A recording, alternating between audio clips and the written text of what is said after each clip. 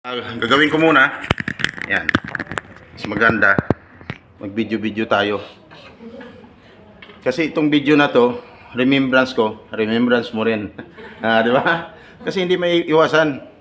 Dapat pag alis mo ng Pilipinas, may remembrance naman kayo nung kung gaano kahirap ang naging karanasan mo dito bago ka umalis, gastos, lahat ng gastos nandoon, nangutang ka pa, pauna na sa utang. Tapos, pinagpidos ka na. Pagkatapos ng magpidos, ang ini-expect mo, alis ka na. Yung pala hindi pa, no? Hindi naman problema. Delay pa ng ilang buwan. No? Kasi nasa batas, dapat ang isang OFW, mula nag-apply at nabisan, 2 hanggang 3 buwan, nakaalis na ng Pilipinas. No?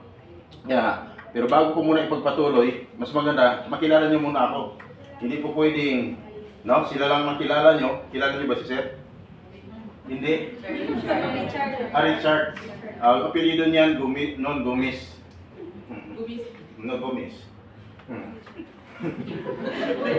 Richard, hindi, kalahi. Oh. Ako naman, hindi kanina, nag-lecture dito, kilala niyo rin. Sir Bong, anong sabi ni Sir Bong?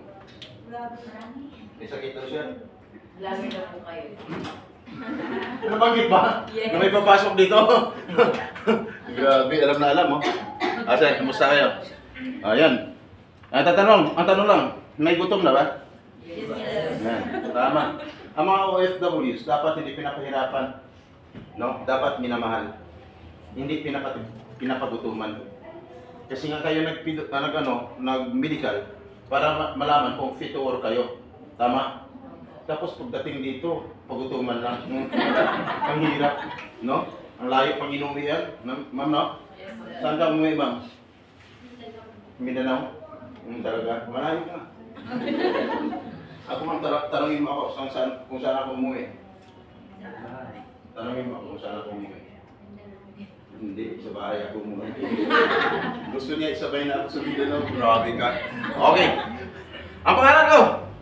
Nabanggit ni Mr. Pong kanina. Okay, mas maganda malinaw, kumplito. Ang pangalan ko, by the way, Mr. Sam Carbaho sa tagapagsalita ng Mipa Pilos, Mariang Saturday. Nandito mo kami, ay nagtatanong Mr. Sam, kaya dito nandito kami dahil sa napakalang mga services para sa inyo. Ang iwan nagtatanong, Mr. Sam, ano ba mga services niyan? Ang lagi kong sagot, ganito, hindi malalaman ang buong detalye sa ating pagbabalik. Mabilis ba akong magsalita? Mabilis. Okay, anong mabilis? So anong gusto mo, ma'am? Mabilisan o matagalan?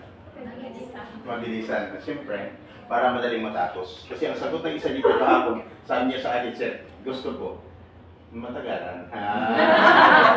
Kasi pag matagalan, siyempre, di ba sir? Pag matagalan, talagang fail na fail mo. Kung ano napag-usapan dito sa Pilos, kaya dahil na fail mo, may natutunan ka paglabas dito. Tama? May sinabi ako masama? Wala. Wala naman. Oh. May natutunan ka, kaya pagdating sa labas ng bansa, may apply mo oras ng iyong pangailangan. Kaya ako na dito, just in case of emergency. No? Ma'am, anong simbolo pag may emergency? Sabi ng isa dito, sir, may nagawang-wang. Diba? Okay. Pangalan ko, sir. Kayo, anong pangalan niyo? Wala na. Kasi pag isa-isahin ko pag tanong, may hirapan tayo. Matagalan tayo, no? Masayang ang oras natin. Kasi mabilisan lang talaga ako dito. Ang purpose ko, pauwi kayo ng maaga kasi Friday ngayon at no, weekend ngayon. Siyempre malayo pa yung biyahe nyo. Hindi ka talaga makakarating ng Mindanao, ma'am. Saan ka nakatira dito, ma'am? Pasay. Gusto mong mas malapit? May ano ba dyan? May tinitirahan ako dyan, mas malapit. Okay! Ngayon, may nantok wala. Wala. Tama? Okay. Mabilisan lang ako, magtatanong lang ako, tanong lang ako ng tanong, sagot lang ng sagot. Pero dapat direct to the point. No? Okay. Magtanong lang ako. Sino mga first timers? Tayo sa mga kamay. Thank you. Mas marami kaysa isa-abroad. Kanina isa-abroad lang. Sa 3 lang. Okay. First timers. Hindi ba kayo magtataka bakit kukuntit lang mga isa-abroad? Sabi ng iba, oo nga. Bakit kaya? Ganon talaga. Kasi yung iba, yung mayaman na. Ay iba, nagsasawa na at nadala na. Ang iba, nagmamigrate na. Kaya hindi na umuwi. Ngayon, sunod na katanungan. Kasi basta sa pag-usapan natin, naiksi lang, oras ko. 1.5 hour, pero gawin ko lang ng 30 minutes. Pero kung pwedeng gawin ko, wala, hindi pa mamit ng 30 minutes, gawin ko para sa inyo. Kasi, yun po talaga ako, mapagmahal ako sa mga OFWs. No? Lalo na pag, malalayo ang pinagalingan. Iniisip ko siya iba, lalo na pag maganda. Hindi malayo yung pinagalingan. Okay. Grabe. Saan ba tayo? Nawala ang balog. Nawala rin kami. Ha? Nawala din kayo. Katingin ka na sa akin, nawala ka na. Okay. So ngayon, tuloy-tuloy. May ex-abroad, may first-timers. Ex-abroad, isang tanong ulit. Isigaw nyo yung totoong buhay o OFW. Yung naramdaman nyo sa labas ng bansa. Ex-abroad. Iparinig nyo sa first-timers. Ex-abroad. Masarap buhay o OFW hindi. Hindi. First-timers. Narinig nyo? Sabi nila, hindi. Bakit sila aalis? Diba? Dito na. Kasi, hindi pa sapat yung ilang taon na pangingin bansa nila, ang iba may naipon, iba wala. Tama? Ang iba, walang naipon, iwalay pa sa asawa. Kung meron mag-iwalay sa asawa, pag-uwi ng Pilipinas, iwalay ka man. Iwalay ka. Wala. Di ba ma'am? Di balik. Nandito naman ako. Ako ang tutulong sa'yo. Oras na pinapahirapan ka ng asawa mo. Subok na ko diyan. Yung pagtulong. Hindi lang OFW, pati hiwalayang mag-asawa, subok na po ka diyan. Ako diyan. Si Mrs. iiwan na dito sa Manila. Nagtatago na doon kung saan-saan. May pinasok ako sa bundok ng Tarlac. Nakarating ako doon eh. Lugar pa ng mga kababayan natin na doon. Nice People Army. Sabi nila, sir, dami. Plantation to na po, delikado tayo dito, dalawa lang tayo. Sabi ko, huwag kang mag-alala. Hindi namin silang pakay natin yung asawa na nagtago. Hiniwan si Mrs. dito sa Manila. Eh sure, nung makausap ko, nakipagbalikan. Sila na ngayon. Kaya nabuo ang pamilya nila. Ikaw ma'am, handa ka ba mabuo? Okay. Oo naman pa. May anak ka ma'am? Wala. Wala pa. Ilang taon kayo nagsama? 5 years. 5 years. Paano nangyari? Di ba, ganun talaga ang buhay.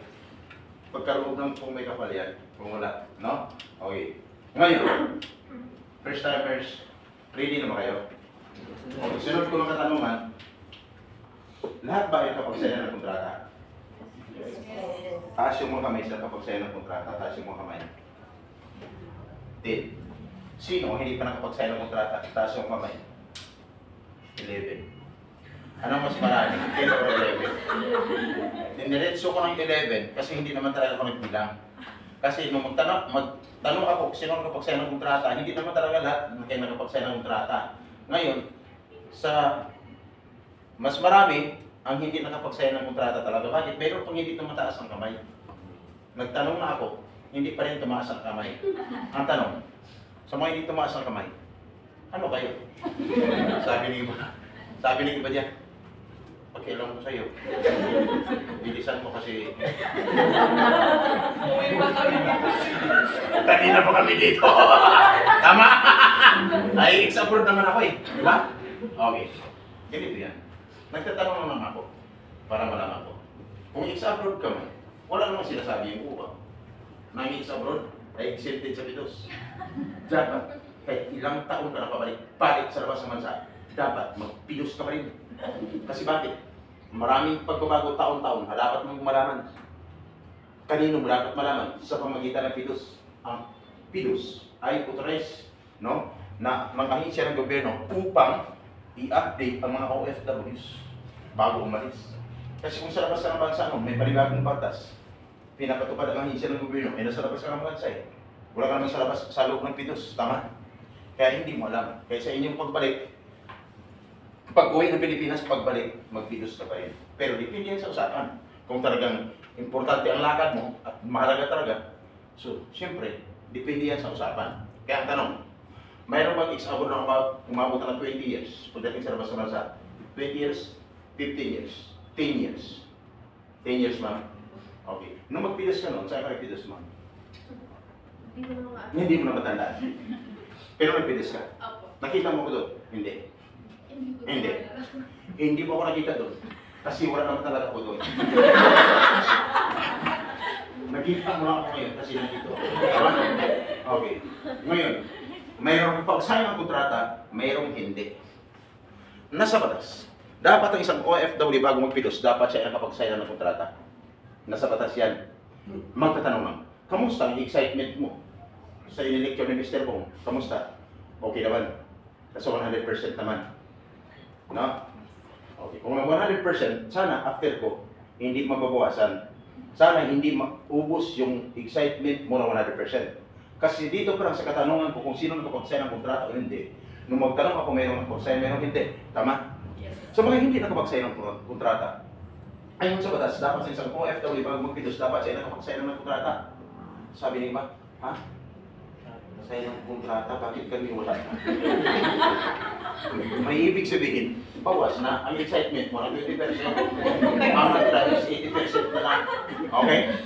Kaya kung kanina super excited ka, wow, after ng pagpitos, may certificate na ako. Di ba? Pwede ko nang tipog mo may mayabang kasi sunod na araw, flight na ako. Dapat lang. Kasi bakit? Ang isang OFW, mula nag-apply at nabisan dapat 60 credits prior, mula nag-apply siya at nabisan dapat na-deploy na siya. Dapat, wala na siya ngayon dyan sa kanyang inuupuan.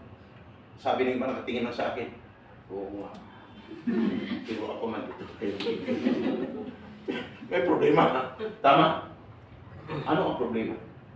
Magbawas na naman ako ng 20% kung sa excitement mo na 80%. Ang natira is 60%. At dapat, bakit makaalis na dapat sa isang OFW mula sa loob ng 2 hanggang 3 buwan? Kasi hindi lang nakapag-sign ng kontrata, hindi lang nakapag-pidos. Ang iba nakapagbayad na ng placement fee, tama? Pag nagbayad ka ng placement fee, ang salary mo is 20,000. Magkano dapat ang maging placement fee? Dapat equivalent of 1 month salary. Sabi ni ba, ha? 1 month salary. Bakit ako sobrang laki? May ibig sabihin, bawas na naman ang excitement mo ng 20%. Ang kabila is 40%. Guys, hindi po to biro-biro ito. Lahat ng sinasabi ko dito more on realities. Kaya ako iniimbitahan dito para magpilos, para ipakita sa inyo ang totoong pangyayari at malaman mo kung ano ang pinasukan mo. Tama? Kasi hindi madali ang pagiging buhay OFW. No? Sabi naman sa opportunity, masarap. Tama? Kaya dapat, kung ang placement fee mo ay 20,000, equivalent of 1 month salary dapat ang placement fee mo. Kaya kung nangyari sa'yo, may ibig sabihin, bawas na naman ang excitement mo ng 20%, ang natira is 40%. At dapat, pag nagbayad ka, sa ang lugar, sa Jollibee, sa Shopping, sa McDo, sa Max Mall, Hotel, Restaurant, wala sa lamagin kung nakadapat sa loob ng agency. Sabi ng iba dyan, agency? Bakit kami sa loob ng Jollibee? Sabi ng isa dyan minsan, bakit pinamirienda naman tayo?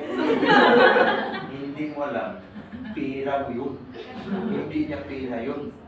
Kaya dapat sa loob ng agency. Kaya kung nangyari sa'yo, another 20% ang mababawas. Ang natira is 20% na. Sabi ng iba dyan, mayroon pa kaya? Mayroon pa po. May natira ang 20%. At pag nagbayad, dapat may kakukulang ano? Resibo. Sabi ng iba, bakit kami wala? Sabi ng mga dito ng mga artist, nakarecord sa logbook. Iba yung logbook at totoong resibo. Tama?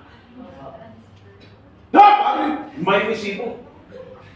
Kung nangyari sa'yo, another 20%, ang ibabawas mo, wala na natira. Guys, kumusta? Kamusta yung excitement? Kumusta? Ang tunay na mga bayan, dapat laging nasa isipan. May tibay ka na loob, kapang, at kailangan palabas ka. Tama? Yes, sir. Sinabi dito kanina, bakit kayo nasa pidos? Bakit may pidos? Ang pidos, para malaman mo, no? Yung bansa na patutunguhan mo, rules and regulations and traditions, at maging handa ka, no? Harapin ang mga hamon, panibagong hamon, at pagsubok pagdating sa labas ng bansa. Guys, iba ang batas dito.